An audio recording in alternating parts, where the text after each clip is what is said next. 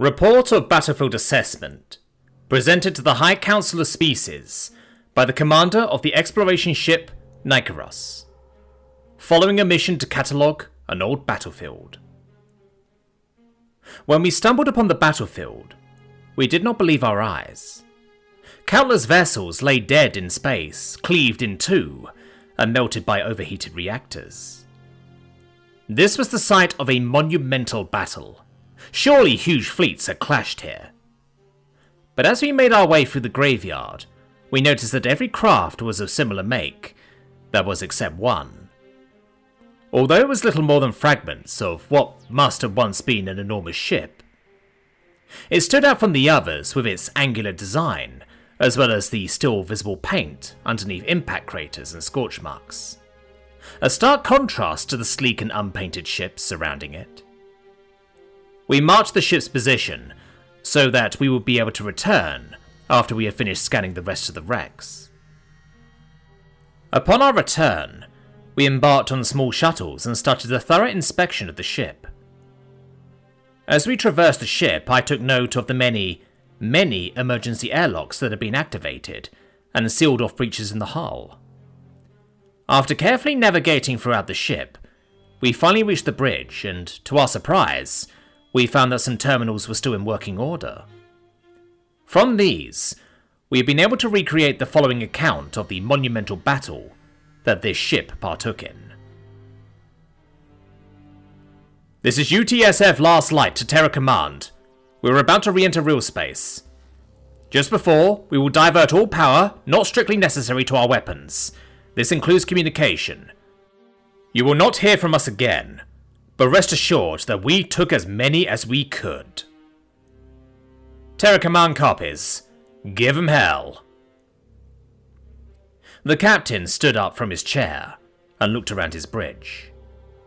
The Last Light was an excellent ship, the pride of the United Terran Space Force, and its last line of defense. As of today, only one other ship of her class remained. Her sister ship, the UTSF Encroaching Darkness. She was stationed at Terra in case their mission should fail. He checked his watch. Only a minute until they re-entered real space. He cleared his throat. Have they detected us yet? Negative, sir, came the reply from the surveillance officer. Good. As soon as we are back in real space, divert all power to weapons from shields, engines, absolutely everything except life support and emergency lights. Even artificial gravity except where it is absolutely necessary. Gunnery crew, you only have a few moments to pick your targets and take your shots. After we fire, we'll divert power back to the shields. Sir, yes sir, came the replies from the bridge crew.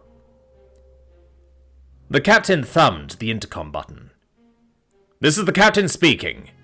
You are all aware of what is at stake and our chance of survival. It is not necessary to draw this out longer than it needs to be. It has been an honor serving with you. All of you have my utmost respect for volunteering. Today, we fight and die alone so that Terra may survive. A mere 2 seconds after the Last Light made her re-entry into real space, she fired her 8 main guns. 5 enemy battleships split in half. Another 3 ablaze and venting atmosphere into the void, sir. Excellent. All power to the shields now. Already done. All torpedo tubes show green, came the cry from the torpedo officer. Fire a full spread. Targets of your choosing. Copy. Torpedo tubes 1 through 4 target at bearing 355, distance 0.85 light minutes. Relative height plus 500 kilometers. Torpedo tubes 5 through 8 target at bearing 067, distance 0.84 light minutes. Relative height plus 580 kilometers. Fire. Tubes 1 through 8 away, sir. Shields at full power. Within half a minute of the Last Light's re-emergence into real space, 5 enemy ships had been cut in half, and a further 3 had gone into full reactor meltdown.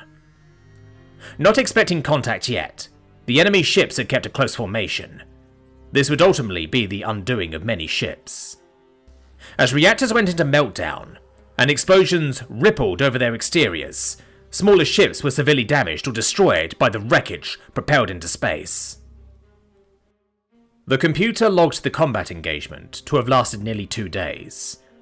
All throughout, the ship had rammed enemy vessels on multiple occasions. At the end of which, the UTSF ship had run out of ammo on every weapon, and it had nearly no energy left. Furthermore, the computer reported breaches throughout the ship, and casualties at every station. However, the majority of the enemy forces had been wiped out, and the remaining ships were currently regrouping. The computer also recorded the crew's last actions. "Sir, they have all drawn close to each other." "Perfect." The captain thumbed the intercom for the final time. "Over the last 2 days, we have destroyed most of the enemy's fleet. Only a small force remains. We will ram them. It will be the end of us, but they will not reach Terra. All of you have shown extraordinary bravery. I could not wish for a better crew."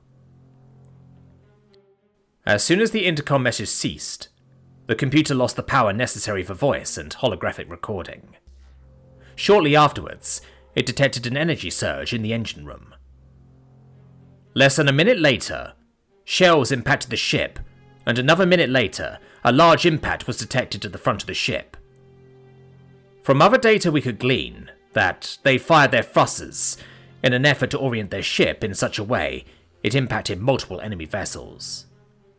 2 minutes later, the last light's reactor went critical. From the wreckage we observed, as well as the recordings of the ship itself, we concluded that the UTSF Last Light wiped out an enemy force of 388 ships.